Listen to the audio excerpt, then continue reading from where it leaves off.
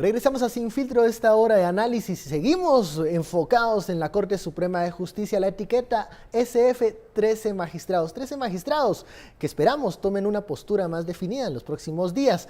Pero hay una jueza que, contracorriente, en su momento, se decidió a denunciar también un tráfico de influencias. Era otro momento, era otro año, era con un partido en el gobierno empoderado, pero ella se atrevió a hacerlo y ahora nos da su visión de lo que ocurre en el caso de la magistrada Blanca Stalin y el juez Carlos Ruano. Son las declaraciones de la jueza Claudia Escobar. Escuchemos. Yo creo que la Corte Suprema, los magistrados actuales, tienen la obligación de pedirle a ella que se retire del cargo. O sea, no tienen la capacidad de destituirla porque no está dentro de las facultades que ellos tienen, pero ellos sí pueden exigir la renuncia de una magistrada. Pues mire, cambió radicalmente porque yo encontraba ejerciendo la profesión en lo que a mí más me gusta, en lo que yo siento que era mi realización personal, que era ser juez, ser magistrada de apelaciones, y definitivamente en el contexto actual la situación de seguridad me impide ejercer esa función. Ahí es donde tenemos que enfocarnos en qué es lo que queremos para Guatemala y cómo podemos fortalecer el Estado de Derecho, que pasa definitivamente por una reforma constitucional. Declaraciones de la exmagistrada Claudia Escobar, ¿no? O sea, ella es contundente en sus declaraciones, pero también abre la posibilidad hay un momento de cambio, hay una ventana de oportunidad para definir otra ruta, para elegir a los jueces y a los magistrados. ¿Es la carrera judicial la mejor vía? Algunos cuestionan que en ese órgano haya personajes designados por el Congreso de la República, por el Ejecutivo. Y don Edgar nos decía, si las mafias, los grupos paralelos continúan, es muy probable que incluso este órgano sea permeado por ellos. ¿Cómo definir garantías? ¿Es empoderando más a los jueces para que denuncien cualquier anomalía o irregularidad una de las vías para evitar este tipo de casos como el que pasó con la señora Stalin? Yo creo, tal vez atendiendo a la primera pregunta acerca de si la carrera judicial es la vía, creo que quienes apuestan por la carrera judicial creen fervientemente que lo que debe premiarse en el sistema de justicia es precisamente el mérito y dejar un poco esta costumbre que nos ha caracterizado no solo en el sistema de justicia, sino en todas las instituciones del Estado, que los premios se dan por compadrazgo, al primo, al amigo, al socio. Es decir, hay una asignación de puestos que termina siendo muy arbitraria y que termina colocando a personas que probablemente no son las más aptas para los puestos en los que están fungiendo en este momento. Y en ese sentido sí es importante darle importancia a la carrera judicial, es decir, el juez tiene que conocer. Un magistrado, en mi opinión personal, no puede ser una persona con 5 años de graduado de la universidad. Es que la experiencia que se debe tener para trabajar en los tribunales creo que va mucho más allá de eso y para poder aplicar una justicia precisamente justa. Y ahí es donde cobra importancia, como bien lo señalaba la doctora Escobar, nuevamente todo este proceso de reforma constitucional. Pero hay que poner mucha atención en cómo se van a formular estos nuevos órganos, como es el Consejo de la Carrera Judicial que está propuesto en las reformas constitucionales. Deben integrarse a manera que no se logren politizar una vez más. Es decir, las comisiones de postulación ya nos demostraron haber sido un modelo fallido precisamente porque el elemento político, que no tenía que ser el predominante, pasó a cobrar la mayor importancia dentro de este modelo y permitió que se nombraran a personas que no eran honorables, que no cumplían con los requisitos básicos de un funcionario público y que tenían intereses comprometidos con partidos políticos o con líderes gremiales. Y eso es lo que ya no nos podemos permitir. Es decir, si ya hemos visto que este modelo fracasó, no hagamos un consejo de la carrera judicial que se integre con métodos parecidos al utilizado en las comisiones de postulación, si ya vimos que eso no funciona. Eso debe revisarse. Evitar la politización de este consejo, incluir a personas designadas por el Congreso de la República, por el organismo ejecutivo, esas son las mejores propuestas. Bueno, se habla de sacar al Colegio de Abogados, a las universidades, creo que ellos van a dar batalla para no salir de estos puestos, porque son puestos que generan un diámetro, un radio de poder significativo, importante. Creo que los abogados no van a permitir o no van a dejar que esto pase sin dar batalla, pero la creación del Consejo puede ser afortunada con estas propuestas de integrar a estos representantes. Yo no me creo en condiciones de entrar en los detalles técnicos. Lo que sí creo es que debe abrirse a la discusión pública y evitar que este asunto sea manoseado por el Congreso de la República. El problema es que la reforma constitucional, el proyecto de reforma constitucional, lo están manejando en el Congreso de la República y han puesto algunos temas que son pretexto para hacer fracasar el debate y hacer fracasar la reforma constitucional. Lo que necesitamos es un organismo judicial que no esté condicionado por los otros poderes. Desde siempre, de la Presidencia de la República o del Congreso de la República salían órdenes e instrucciones a los jueces, a los magistrados de cómo fallar en determinados casos sensibles. Eso tiene que acabarse. Necesitamos, si creemos en el sistema republicano, democrático, liberal que norma la Constitución de la República de Guatemala, hay que encontrar los mecanismos para que los órganos, los poderes del Estado sean auténticamente independientes unos de otros. Y la carrera judicial es un mecanismo para lograr eso, para que el que llegue a ser en su momento magistrado de la Corte Suprema de Justicia haya hecho toda una carrera a lo largo del sistema para saber cómo se imparte justicia y que no dependa de un diputado o de un presidente para llegar al puesto que tiene. Pensemos que este proceso, digamos, bueno, mantiene a doña Blanca Stalin la postura de no renunciar, que era por lo menos la que tenía el miércoles. Se desarrolla este proceso de antejuicio, llega al Congreso de la República. Alejandra ya nos decía, va a haber mucha presión con los diputados.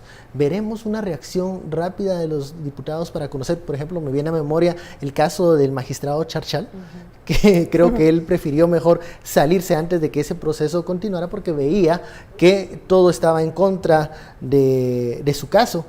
¿Va a ser lo mismo con Blanca Stalin? Porque recordemos que Blanca Stalin pues tiene una larga carrera en el sector público y conoce a muchos de los que hoy por hoy son diputados. Creo que ahí habría que retomar algo que mencionaba en alguno de los segmentos anteriores.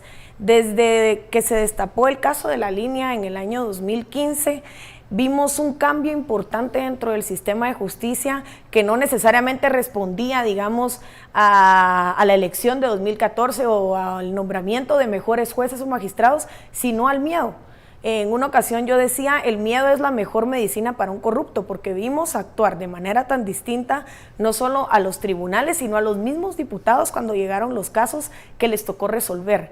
Es decir, cuando llegó el antejuicio de Roxana Valdetti, cuando llegó el antejuicio de Otto Pérez Molina, no hubo resistencia para conocer los casos, sino ante el miedo de poder aparecer como un involucrado en alguna de estas situaciones por estarse absteniendo de hacer avanzar los casos, mejor los tomaron con muchísima mayor rapidez y los hicieron avanzar dentro del Congreso de la República. El caso de Blanca Stalin no creo que vaya a ser distinto, independientemente de las amistades que ella se haya podido formar con una trayectoria dentro de lo público tan amplia, en donde seguramente conoce a muchísimos jueces, pero también a muchos diputados, a muchas personas del gremio de abogados. No creo que dentro del Congreso de la República vayan a tener el atrevimiento de tratar de retrasar el antejuicio de Blanca Stalin, y creo que lo van a hacer con mucha ligereza.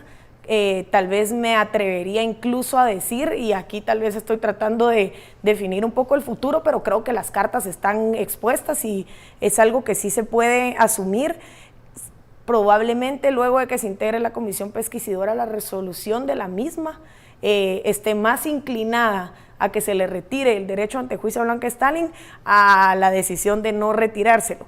Y una vez se defina eso en la comisión pesquisidora y le toque a los 158 diputados votar para decidir si se le quita o no el derecho a antejuicio, yo no veo tan difícil que se consigan los votos necesarios para retirarle este derecho. ¿Comparte el mismo optimismo, Edgar? No, yo no soy tan optimista, porque es que no podemos olvidar, vamos a cumplir un año de que un grupo de diputados están sometidos a un proceso de retiro de antejuicio, y es esta misma Corte Suprema de Justicia que le ha dado largas al asunto, le han encontrado 1000 vueltas para no tomar una decisión.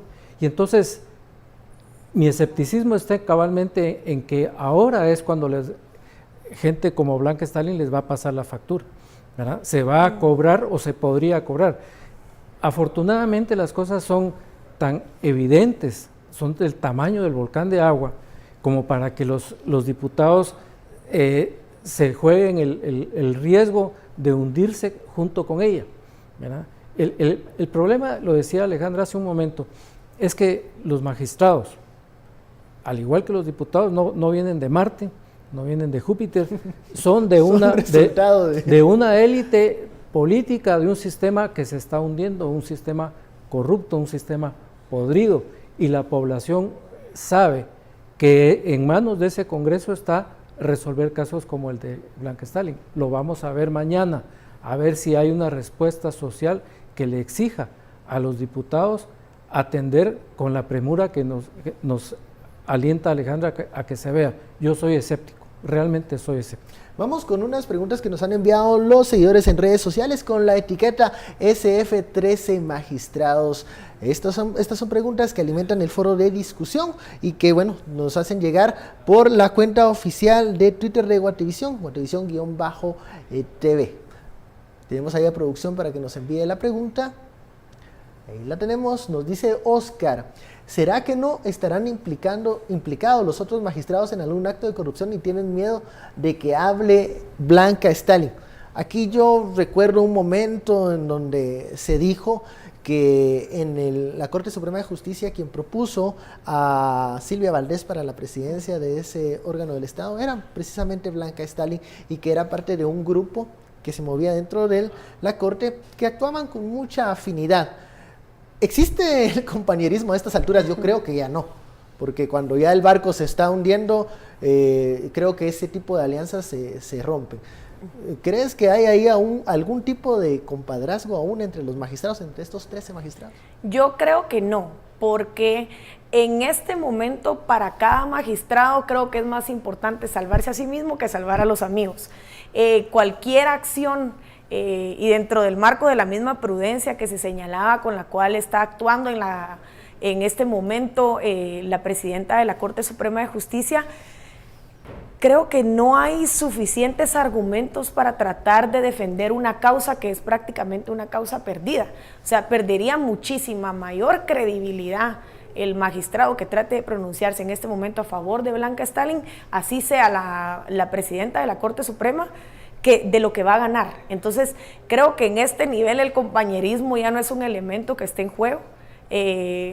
Prácticamente esta es una batalla, y ahí retomo nuevamente el tema del Congreso de la República, porque a pesar de que la Corte Suprema ha estado a cargo de darle trámite y seguimiento a todo el tema de los antejuicios de los diputados, aunque hubiese existido algún tipo de acuerdo, aunque haya algún tipo de compañerismo entre la magistrada Stalin y la presidenta y los diputados que tienen antejuicio, creo que esas fuerzas no van a ser suficientes en este momento, porque además, ¿quiénes son los diputados que tienen antejuicio?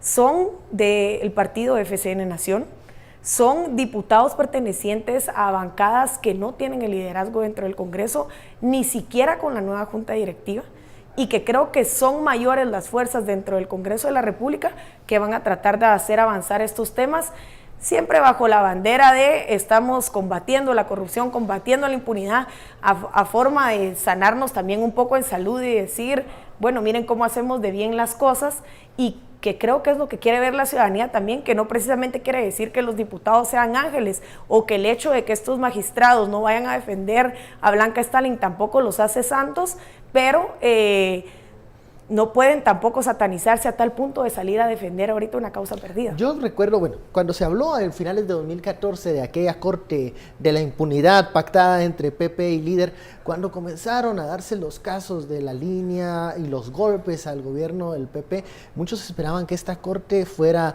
el salvoconducto de Otto Pérez Molina y Roxana Valetti y de su grupo. La corte ahí se apartó. Tal vez preveía que se iba a hundir ese barco también. ¿Estará pasando algo similar? Voy con don Edgar luego de la pausa. Ya sabe, envíe sus comentarios con la etiqueta SF13 Magistrados.